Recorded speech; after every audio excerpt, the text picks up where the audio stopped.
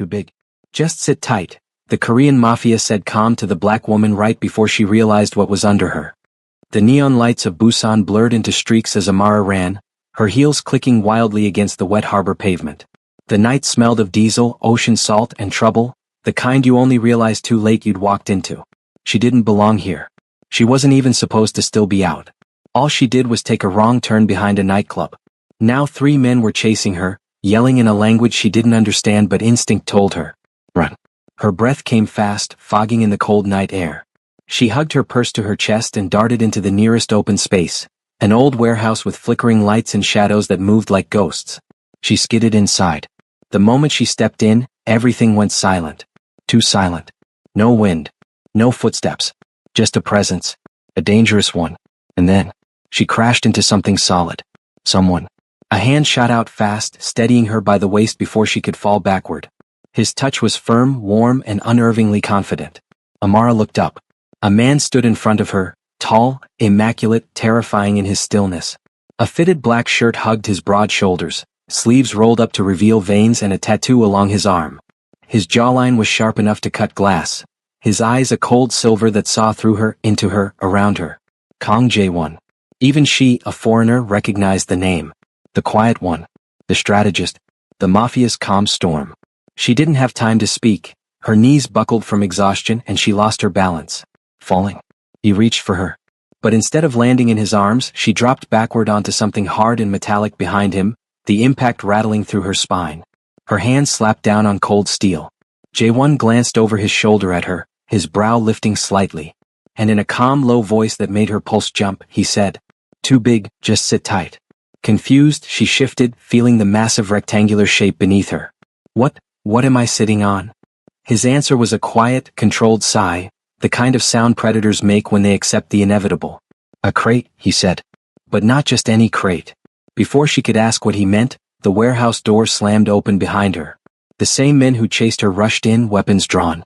Amara gasped and tried to stand, but Jae-won placed one hand on her thigh, barely touching but enough to freeze her in place. "Don't move," he murmured. "They'll shoot if they realize what you're sitting on." Her blood ran ice cold. She swallowed. "What's in it?" His eyes didn't leave the intruders as he answered. "Enough to start a war." Her heart dropped. The intruders yelled. Guns cocked. Jae-won stepped forward, shielding her with his body, his stance relaxed, almost bored, as though he'd done this 1,000 times. "Stay still," he said again, voice like velvet over steel. "I won't let them touch you." For the first time since she ran, she believed someone. The men shouted something in Korean. Jae-won smirked, rolled his neck once and whispered without turning. "When I move, do not follow. Just breathe." "Why?" "Because the second you stand," he said softly, "this entire building becomes your enemy." And then, the first gunshot shattered the silence. The gunshot exploded through the warehouse, echoing off steel beams and concrete walls. Amara flinched so hard she nearly rolled off the crate, but Jae-won's arm shot back, steadying her without even looking. His touch was brief. Controlled. A silent command. "Stay still." The 3 intruders stalked closer, weapons raised, eyes darting between Jae-won and the massive crate she unknowingly sat on. Her breath hitched. What do they want?" she whispered. "They want what you're sitting on," he answered, voice eerily calm for someone staring down barrels of guns. "What's in it?" "Nothing you should ever see." One of the men shouted, pointing directly at her. He had recognized that she was on the crate, that she was now the variable no one expected. Jae-won's jaw tightened. His stance shifted, shoulders loose, weight leaned slightly forward. A predator preparing to strike. "You brought trouble to me tonight," he murmured. Amara's throat tightened. "I didn't mean to." "I know," he interrupted softly. "But now you're in my world. And once someone steps into it." His gaze slid briefly to her, intense, unreadable. "They don't walk out easily."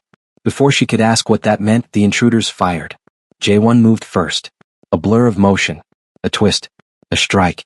He kicked the nearest gunman's wrist, sending the weapon flying across the floor.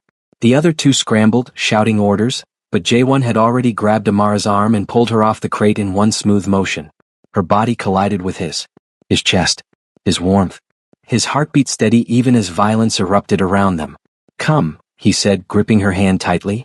He sprinted toward the back corridor, pulling her with him. The world spun, her fear pulsing through her veins. Why are they after me?" she cried breathlessly as they ran. They're not, he replied. They're after what you looked like you were protecting.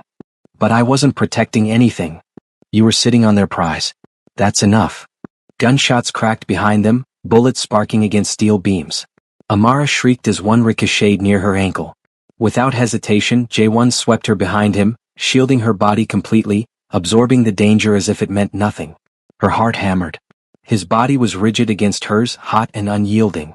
You're shaking, he noted. Of course I am. She tried to pull away to make sense of anything, but he held her firmly. Don't, he said quietly. The word wasn't a threat. It was protection. Possession.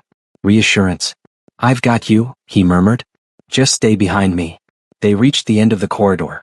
A heavy metal door blocked the way. J1 punched a code with one hand, still keeping her shielded with the other. The door clicked open. Dim light. Narrow stairs. A path only someone like him would know existed. He pushed her through first. Go. What if they catch us? They won't.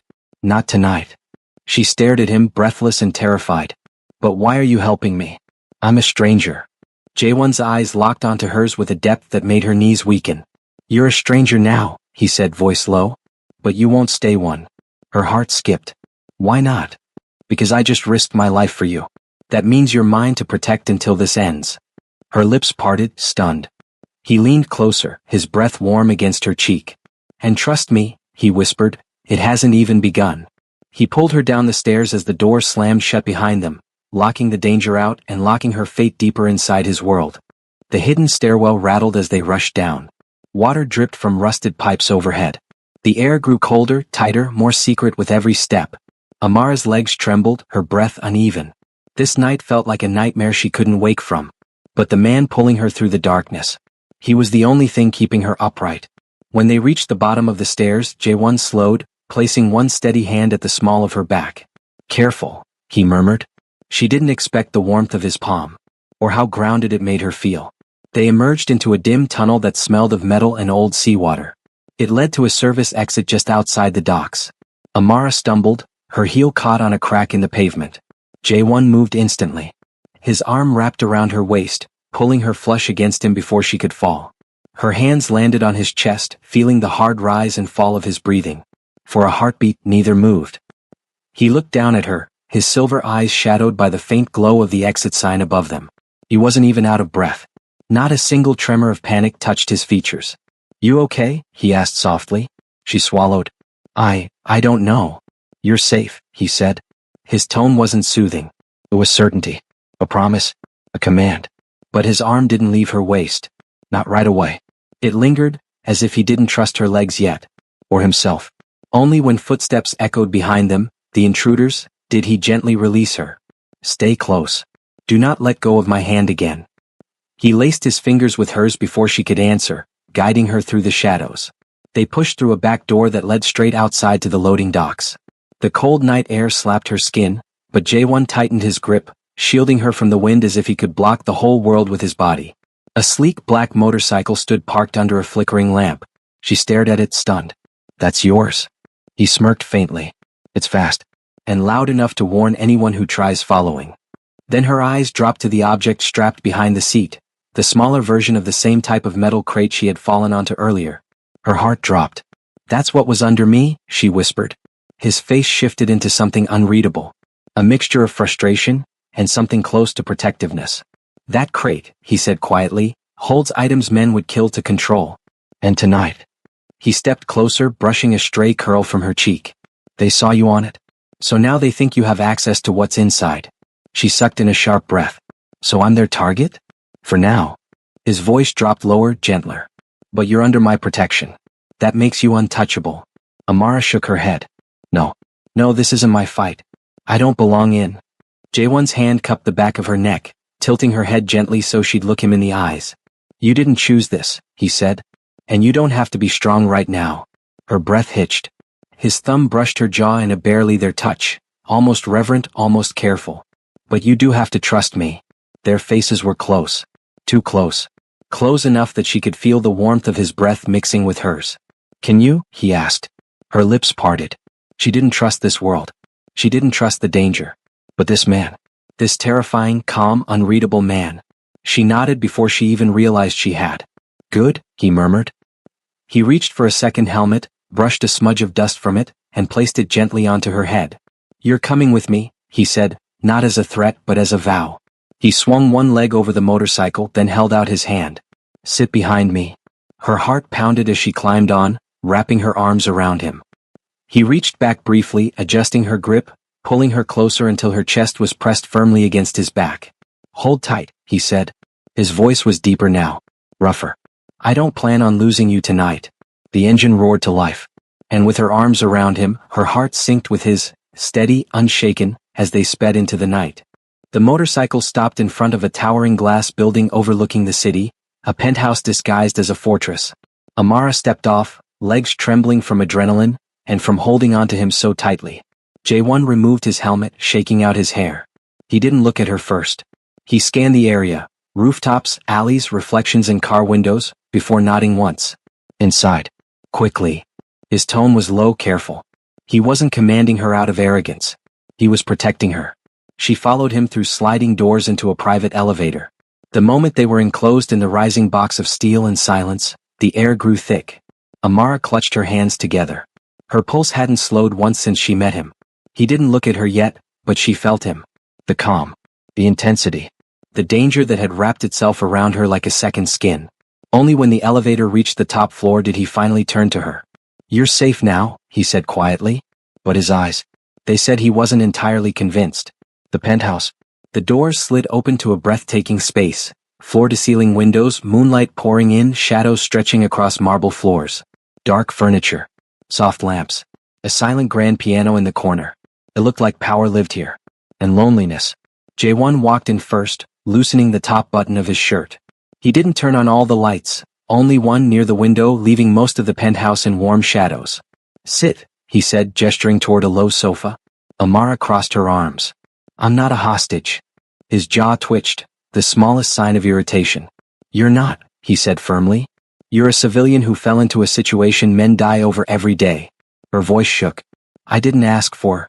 You didn't have to. He stepped closer, his gaze locking onto hers. Trouble doesn't ask permission either. Her breath faltered at the intensity of his stare. The panic hits her. Suddenly the room felt too big. Too quiet. Too much. The events replayed in her mind. The chase, the bullets, the crate, the danger she still didn't understand. Her chest tightened. J1 noticed instantly. He crossed the room in 3 strides. Breathe, he murmured. I'm trying, everything is spinning. Without touching her, he leaned close enough that she could feel the warmth radiating off him. Look at me. She did. His voice dropped, deep and slow. You survived. You're here. You're not bleeding. No one's going to burst through that door. His gaze softened, subtly but unmistakably. You're safe because I am here. Her breath steadied. Not because she calmed herself, but because he calmed her. The moment of closeness. She sank onto the sofa, finally letting her body feel how exhausted she was. J1 crouched in front of her, elbows resting on his knees. I told you to stay behind me, he said quietly. Yet you tried to run toward danger twice. I was scared, she snapped, voice cracking. I know, he murmured. That's why you should have stayed with me. Their faces were close. Too close again. Every time she looked at him, the world shrank until there was only him. His dark hair, his steady breath, the faint scar on his jaw. Why are you being so calm? She whispered. He blinked, slow and deliberate. Because if I panic, he said, you will fall apart. The honesty in his tone made her stomach flutter. And I can't have that. She tested him. So what am I to you now? She asked softly. A burden? His eyes darkened, not with anger but something else. He sat beside her, the couch dipping under his weight, his thigh brushing hers. You're a complication, he admitted. A very unexpected one. Her lips parted. And complications are bad? For a man like me? He looked out at the city briefly before turning back to her. Yes. He paused. But I don't want this one to leave. Her heart skipped so violently she pressed a hand to her chest. The softest moment yet. She pulled her knees up, hugging them. Why me? She asked quietly. Why risk yourself for someone you don't know? J1 leaned back, staring at the ceiling for a moment.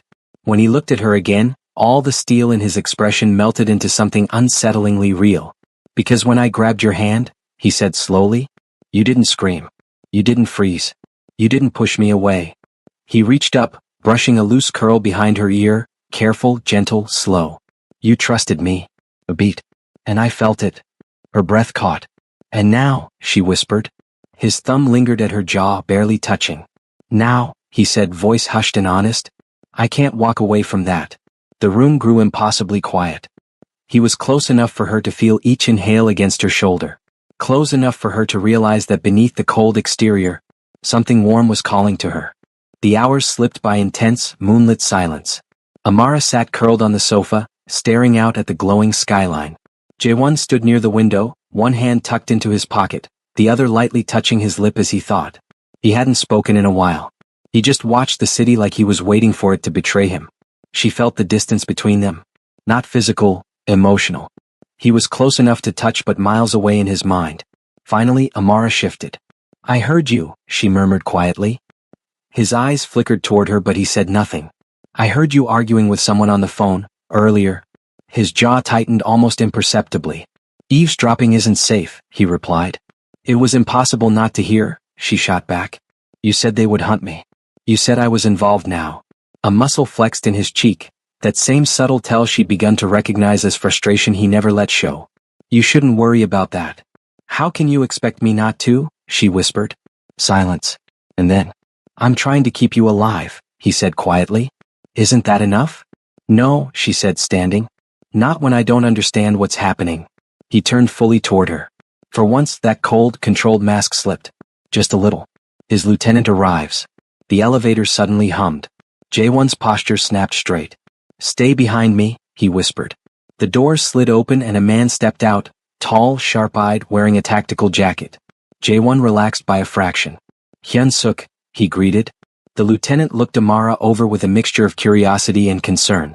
She's the one. Yes, Jaewon answered. Hyun-suk exhaled hard.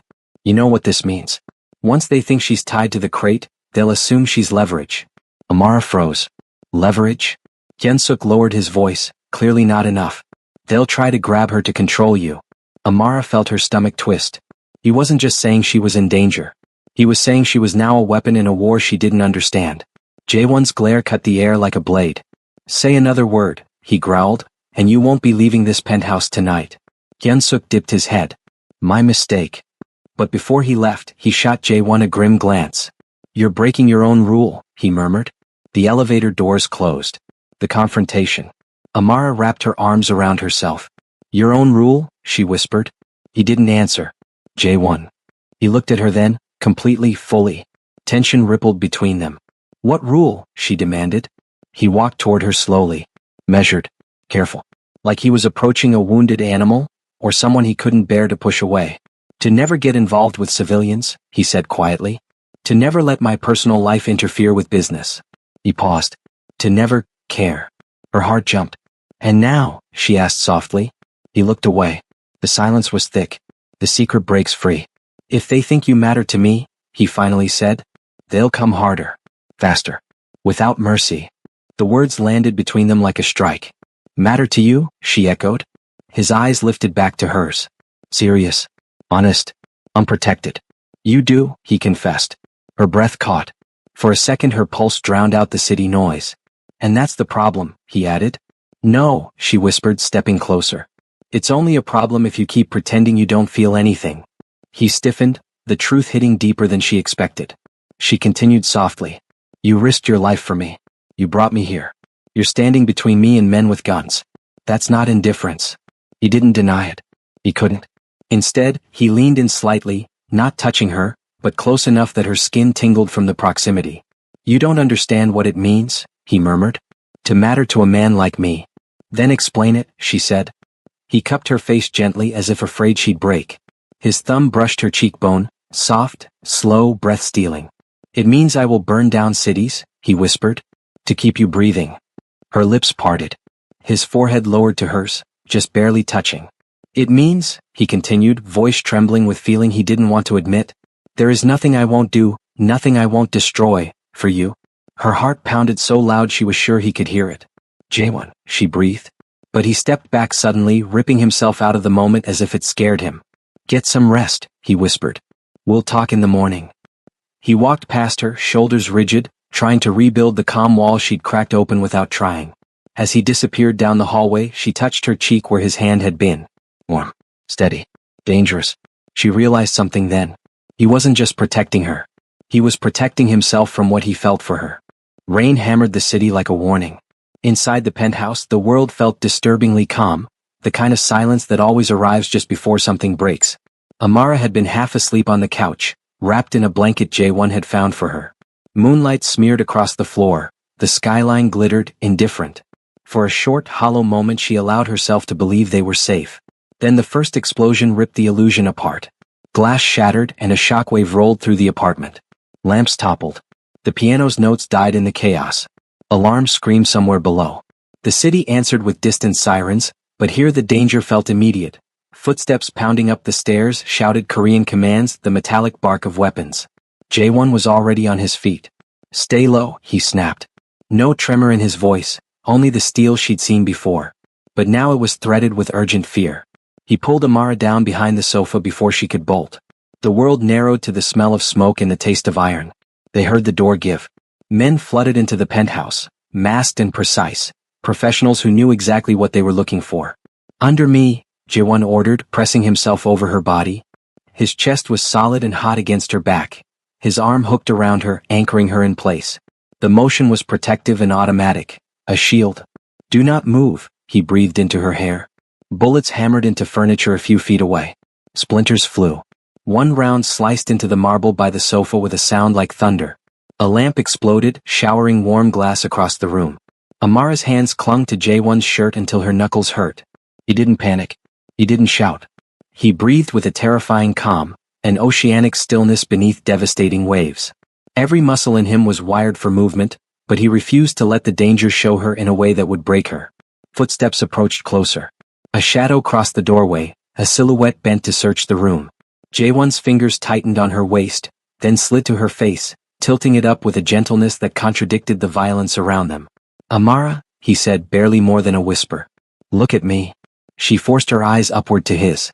Even in that frenzy he kept his gaze on her, a fixed anchor. The silver gray of his eyes was sharp, and for a second she saw something raw and human in them that the city's rumors never showed. Stay under me. Breathe only when I tell you to breathe, he ordered. She obeyed, because she trusted the man whose body was a wall between her and the men with guns. There was a pause, an eternity measured in heartbeats, then the sound of bodies searching, curses under breath, heavy boots on marble. A masked man swept a flashlight across the room and froze when it hit them. He raised his weapon. J1 moved like a man born to violence. Not brash, not reckless, precise. He rolled, pulling Amara with him, using his weight to throw the searcher off balance. The gunman's weapon skittered across the floor. A punch, a knee, a controlled snap, and the intruder was down before he could yell. Noise erupted again, someone firing a warning shot, glass raining from the windows. J1 shoved a cushion into Amara's lap and then placed a hand over her mouth to muffle any gasps. Her breath hitched against his palm. Her heartbeat was loud enough to drown out the rest of the chaos. At one point, a masked man lunged toward them. J1 intercepted, taking the blow on his shoulder as he twisted, using the attacker's momentum to send him crashing into a toppled lamp. J1's shirt tore at the seam, a smear of blood flecked across his collarbone. She wanted to reach for him, to touch him, to make sure he was real. He pressed his forehead to hers for the briefest instant, as if to reassure himself and her at once. Stay under me, he whispered again, urgency raw in the smallness of his voice. Don't look. Don't move. The firefight felt like an assault from every angle. The intruders moved like a tide, then like retreating fish as Hyun-suk's voice cut through the chaos, distant but unmistakable. One of J1's men had responded elsewhere in the building. The attackers cursed, regrouped, then began to withdraw with the same efficiency they'd come with. When the last footstep retreated, the noise abated like someone turning a faucet off. The penthouse lay in shredded quiet. J1 didn't release his hold immediately. He kept his body curved over hers, as if afraid that letting go would allow the world to reopen its teeth. Finally, when he was reasonably certain they were alone, he eased off and sat back on his heels, pulling Amara into his lap as if she were the most fragile thing alive. Her hands trembled, his did too, but only a little. He kept her close, holding her like he was trying to stop the aftershocks from reaching her. She could taste smoke and copper on his skin. He smelled of rain and something antiseptic, a scent that now meant protection. You could have been killed, she said, voice raw. So could you, he replied shortly. Then softer, and I won't let that happen. Her fingers traced the torn edge of his shirt where the blood had soaked through. She touched it with the careful curiosity of someone who was suddenly allowed into a private, dangerous life. His breath hitched. He didn't pull away. Instead, he bowed his head until his forehead rested against hers. "Amara," he murmured. "I should have told you sooner." "Told me what?" she asked, though in her chest she felt the answer forming. "That when you sat on that crate, it wasn't just an object." His voice went thin as the memory of that night returned. "It pushed a door open I didn't know I had. It made me notice what I'd stopped noticing about myself." She swallowed. "You mean?" she started. He pressed his lips to her temple, a silent, trembling confession. "I noticed you." Her throat closed. Everything in her was raw and exposed, but strangely steadier now because he had said it aloud. He drew back to look at her, eyes bright with a fierce light. "I don't know how to be anything other than what this city made me," he said. "But tonight I chose you first. That changes things." Tears pricked at the corners of her eyes. For once, fear didn't rule the moment. Something else, fierce, fragile, did. She reached up, cupped his cheek and kissed him. Not the long claim of lovers, but a small, deliberate seal of shared survival. He answered with an intensity that frightened and thrilled her at once, an urgency that spoke of vows and violence and the cost of both. Outside, the rain slowed to a whisper. Inside, two people sat in the wreckage of a violent night and discovered that the thing that saved them both was not a weapon or a plan. It was each other. The penthouse was quiet after the chaos, too quiet. Fire alarms blinked uselessly in the damaged ceiling. Rainwater crept through the shattered windows, pooling on the marble floor like silver tears. Hyunsuk's men swept the place, clearing rooms, updating Kang Jae-won in quick, clipped Korean. He nodded, answered once or twice, but his attention kept snapping back to Amara. She stood near the balcony, arms wrapped around herself, staring at the city she almost died in. The wind carried the cold scent of wet concrete and danger that wasn't fully gone. Jae-won walked toward her slowly, each step measured, not like the Mafia king everyone feared, but like a man approaching someone he didn't want to lose. Amara. She didn't turn immediately. She was trying not to shake, trying to be strong, trying to pretend what had happened hadn't carved its mark into her bones. When she finally looked at him, her eyes were glassy but determined. "You saved me tonight," she said. "But you also scared me tonight." His jaw tightened, pain flickering across his expression. "Because of the attack?" he asked quietly. "Or because of me?" She hesitated. That told him everything. A storm passed through his eyes, regret, protectiveness, something deeper he kept swallowing down. He moved closer, slowly, like a man asking permission with every inch. "I told you to sit tight that night," he murmured, "because I knew once you were close, I wouldn't be able to keep my distance." Her heart stumbled. The balcony light softened his features. The cut on his brow, the dark scruff on his jaw, the seriousness etched into every line of his face. "Jae-won," she whispered, "you keep saying things like that and then acting like you didn't mean them." He exhaled, long and heavy. "That's because I don't know how to want someone without putting them in danger." His voice dropped, rough and low. "And you are the only thing I've wanted in years." Her breath caught. He stepped even closer, now inches away. The air between them warmed, pulsed, thickened. "When you sat on that crate, and I realized what you were sitting on." He shook his head, almost laughing at himself. "It wasn't the object. It was you. The way you breathed. The way you trusted me without knowing it." His voice broke slightly. "It woke something up in me that I thought was long dead." He lifted a hand but froze halfway, waiting. Amara closed the distance herself, pressing her forehead to his chest. He inhaled sharply. His hand finally slid to her waist, settling warm and steady. "Amara, look at me." She lifted her face. What she saw made her throat tighten. He wasn't hiding anymore. "I can't lose you," he said. "Not to my enemies. Not to my mistakes. Not to my silence." His thumb brushed her cheek. "When I covered you tonight, when I felt you under me, I realized something terrifying." "What?" she breathed. "That I'd burn this entire city before I let anything happen to you." Her lips parted, breath trembling. "And that's the problem," he added softly. She stared at him. "Why is that a problem?" "Because it means you're not just under my protection." He leaned his forehead to hers. "You're under my skin." Her knees almost buckled. The words hung between them, electric and undeniable. Wind swept across the balcony, tugging at her hair and his torn shirt. Somewhere in the distance, police sirens wailed faintly. But up here, the city felt like it was holding its breath. Tentatively, she placed her hand over his heartbeat. It thudded hard beneath her palm.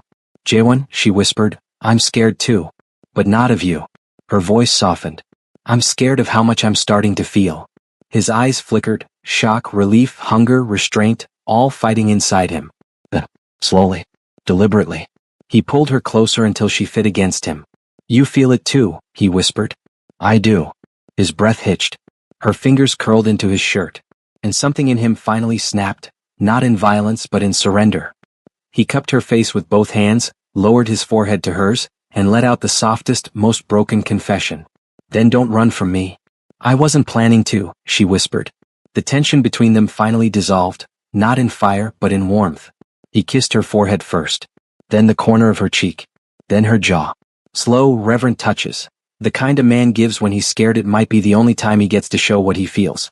When their lips finally met, it wasn't rushed. It wasn't wild. It wasn't dangerous. It was inevitable. A seal.